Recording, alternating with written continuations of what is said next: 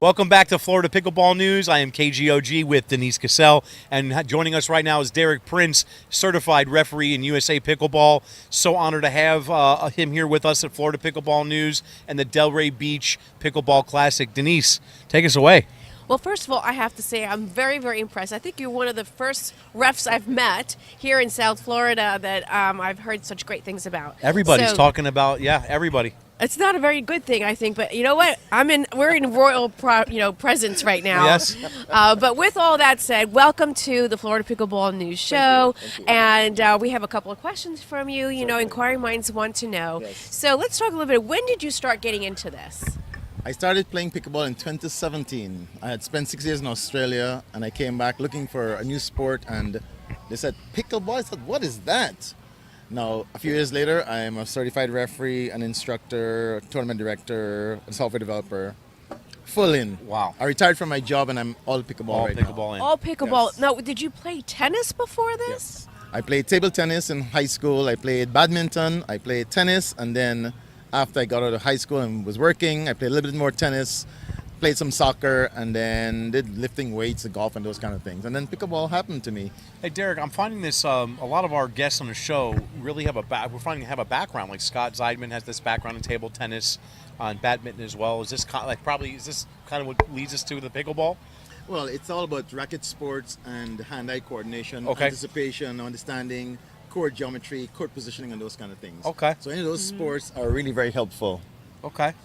Well, I'm actually curious. We know a little about your background now, and just on the note of what is your favorite equipment so far that you found has been working really well for the players?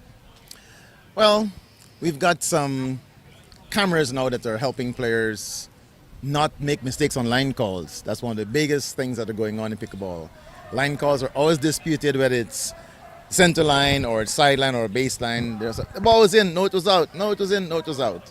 That goes back to the days John of when McEnroe, right? or going back to the days of when let's go to the videotape. Yeah. Remember those days? Is this? Yes. I wonder. Does it get that kind of? Do we have this yet? Like where we would go to a replay in pickleball on big tournaments? Yes, big tournaments, we do have video replay. There's a video challenge, and then there's a referee in the booth whose job is to look at the video replay and determine if the ball was in or out and make the appropriate ruling.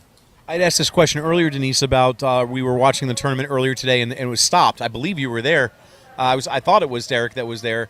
That was looking at the equipment to see if it was official equipment. Was that you or? As far as the paddles are concerned, yes. Well, all paddles have to be certified by USA Pickleball. They have to pass a certain test, and if paddle fails a test, then that paddle is not allowed to be used in competition. So did we get rid of anybody in here today? This tournament, because it's not sanctioned officially by USA Pickleball, we don't have the equipment here to test the paddles, but at least the paddles should have the USA Pickleball approved. Interesting. stamp on it. Very interesting. So, rules are constantly changing.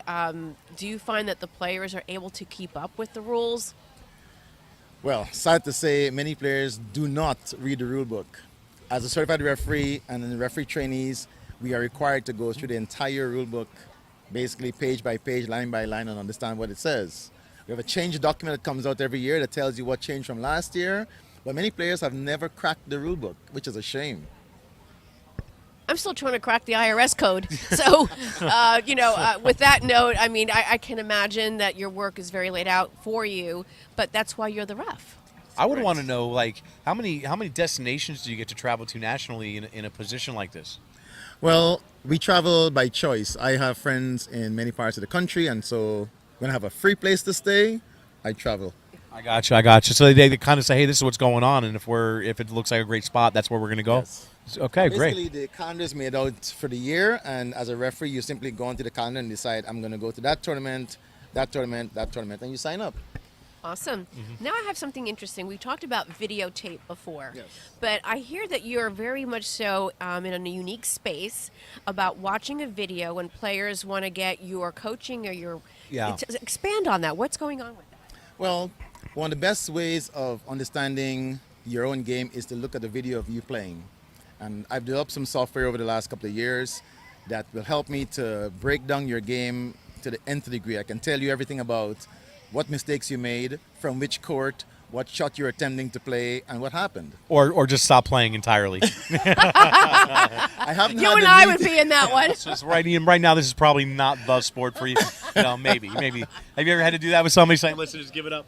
No, I'm very tactful. I say, well, let's try this again. Okay, that's good. That's good.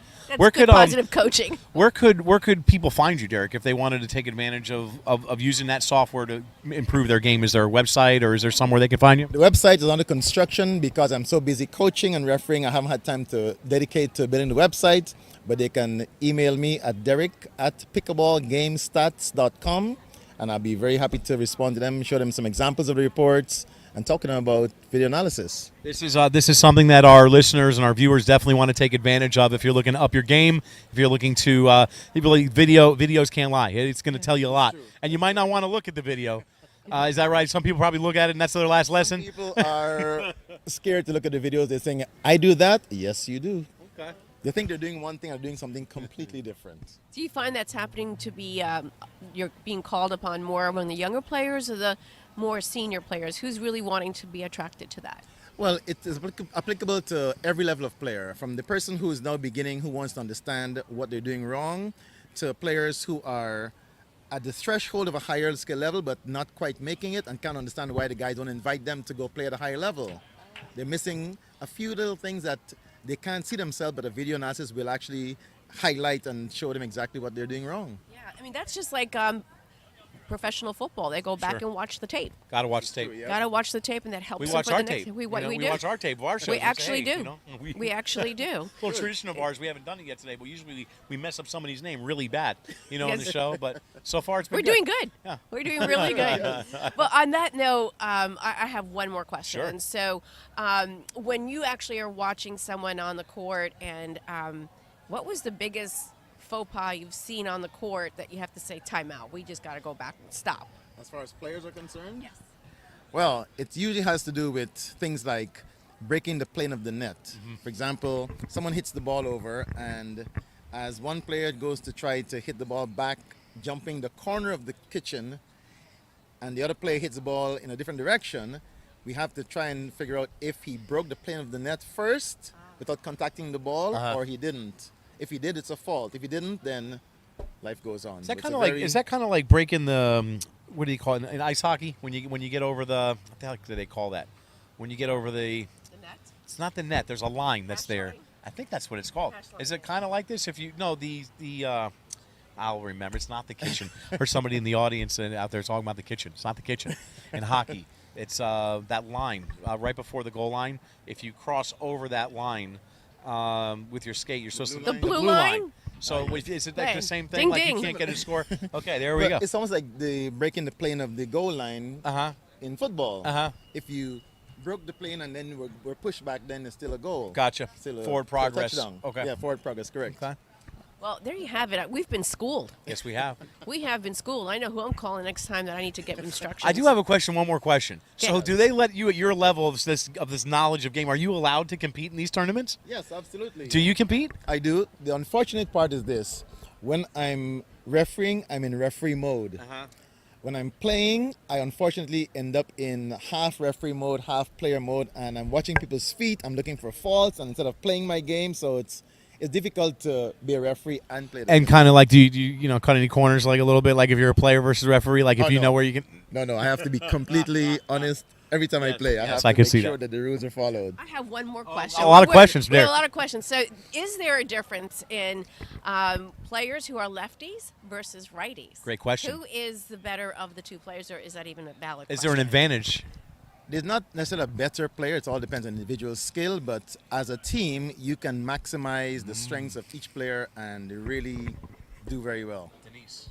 Yeah. Oh, yeah. Lefty, righty, righty. I'm lefty. I'm a lefty. See if we were on the same side, we'd both be We're left. never right.